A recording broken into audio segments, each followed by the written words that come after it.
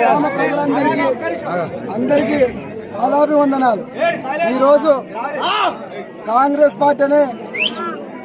Party వాళ్ళ ఇంట్లో ఉందని కనీసం నన్ను కాంగ్రెస్ పార్టీలో అభ్యర్థిగా ఎంచుకొని తర్వాత నన్ను వెనక నుంచి కొంకుల దగ్గర పనిచేసారు. అయినా నన్ను నా కులాన్ని దూషించిండు. ఏమని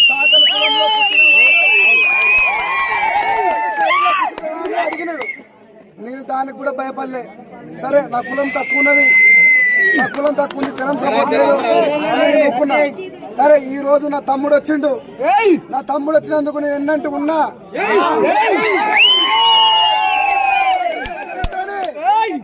కొట్టే పని చేసిన గ్రామ ప్రజలందరికి మనసుకు వచ్చింది. నా గ్రామ ప్రజలందరూ కలిస్తే ఈ పని అయింది. ఈ రోజు కూడా మాట్లాడిండు. ఏం మాట్లాడిండు? ఆ లొట్ట పిసగాళ్ళు ఏం పని చేశారు? ఎంత నిండిపోయిందో అదే విధంగా ఇవాళ మన గ్రామం మొత్తం ప్రజలందరూ ఎన్నుకొని నా తమ్ముని గెలిపించడం జరిగింది. ఏ విధంగా బెదిరిస్తున్నట్టు ఆ లొట్ట పిసగాళ్ళు ఏం పని చేస్తారు? ఏ పెద్ద పని చేస్తారు? ఏం మాట్లాడగలుగుతారు?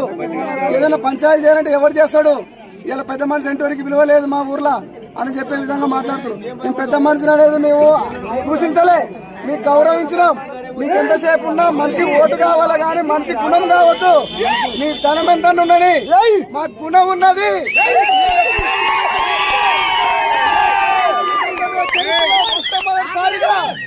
211 ఓట్లతో మెజారిటీతో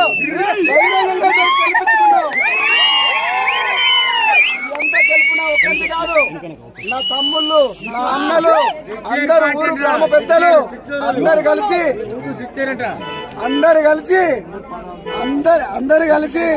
నాకు వెన్నంటి పని చేయడం వల్ల నేను గెలుపు